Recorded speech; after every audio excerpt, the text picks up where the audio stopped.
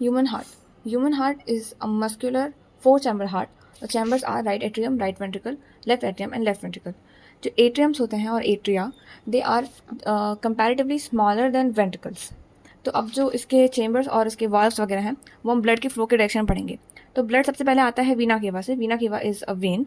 तो it's like a big vessel of vein. तो vena cava इस तरह deoxygenated blood from the body to the heart आता है. एंड तो vena cava pours the deoxygenated blood into right atrium. Right atrium पे pour करता है deoxygenated blood into the right ventricle.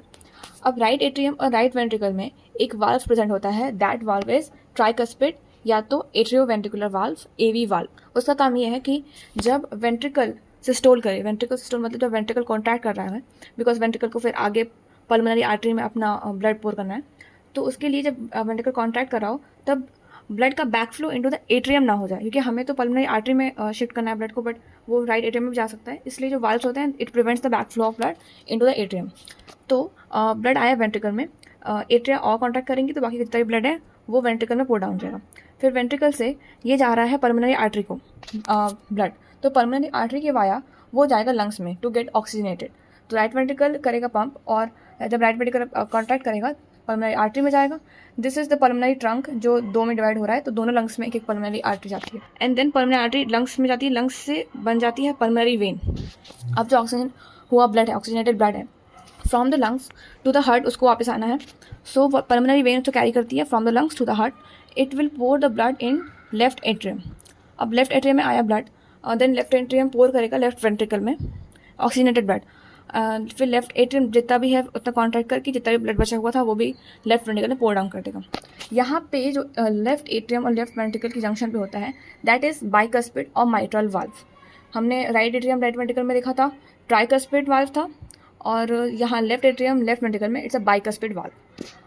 Bicuspid valve left ventricle से जाएगा. फिर left ventricle जो ऑक्सीजनेटेड ब्लड है लेफ्ट वेंट्रिकल में डूरल सिस्टोल मतलब वो कॉन्ट्रैक्ट करेगा, एंड देन एज वो कॉन्ट्रैक्ट करेगा वैसे ऑर्टा में ब्लड पंप होगा, एंड ऑर्टा के वाया पूरे बॉडी में ऑक्सीजनेटेड ब्लड पहुँचेगा. मतलब ऑर्टा विल मतलब अब डिवाइड करेगी अपने अपने अलग आर्टरीज में, और विद इन आर्टरीज सारे बॉडी में ऑक्सीजनेटेड ब्लड पहुँचाएंगी. अब हार्ट को अगर हम देखें तो हार्ट जो एट्रियम वेंट्रिकल्स वगैरह हैं इनके बीच में कुछ वॉल्स प्रेजेंट होती हैं, एंड दीज चैम्बर्स आर मतलब चारों चैम्बर्स अलग अलग होते हैं. इट डज़ नॉट कि वो साथ में जुड़े हुए नहीं होते. जुड़े हुए होते हैं only at the position of valves जहाँ से ब्लड का ट्रांसपोर्ट हो पाए.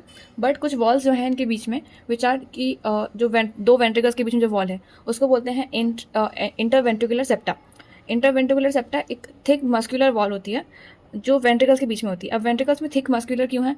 बिकॉज वेंट्रिकल को पंप करना है अपवर्ड डायरेक्शन में, मतलब इट्स अगेंस्ट ग्रेविटी. तो उसको ज़्यादा फोर्स की जरूरत पड़ेगी. तो उसको मस्कुलर एंड थिक वॉल्स चाहिए होंगी अपने आसपास ताकि वो ज़्यादा फोर्स से पुश कर पाए इन द ऑर्टा और may be in the pulmonary artery. और अगर हम इंटर एट्रियल सेप्टम देखें तो उनको इतने फोर्स की ज़रूरत नहीं है. कॉन्टैक्ट में तब भी करना है बट उतनी फोर्स ज़रूरत नहीं है. तो इसलिए वहाँ पे होगा थिन मस्कुलर वॉल होगी, इंटर एट्रियल वॉल. अब एट्रियम और वेंट्रिकल दोनों एट्रियम और वेंट्रिकल के बीच में जो वॉल होती है that is thick and fibrous tissue की बनी हुई atrio ventricular septa. Ventricular septa it's made up of thick fibrous tissue. And heart का जो सबसे नीचे वाला पोर्शन है उसको हम हार्ट का एपेक्स कहते हैं. हम वेंट्रिकल की वॉल पे देखें तो कुछ मसल्स प्रेजेंट होती हैं दैट आर पैपिलरी मसल्स. उन पैपिलरी मसल्स से जुड़े होते हैं कुछ फाइबर्स लाइक स्ट्रक्चर्स जो डायग्राम में भी दिख रहे हैं. उसको हम बोलते हैं कॉर्डेड टेंडिने. कॉर्डेड टेंडिने का काम ये होता है कि जब ये वेंट्रिकल जब कॉन्ट्रैक्ट करता है तो कॉर्डेड टेंडिने जो होती हैं जो उसकी वॉल्स कॉन्ट्रैक्ट होंगी तो ये भी आगे आएगा, एंड जो क्लोजर हो जाएगा हमारे ट्राइकस्पिड और बाइकस्पिड वॉल्स का ड्यूरिंग द वेंट्रिकुलर कॉन्ट्रैक्शन.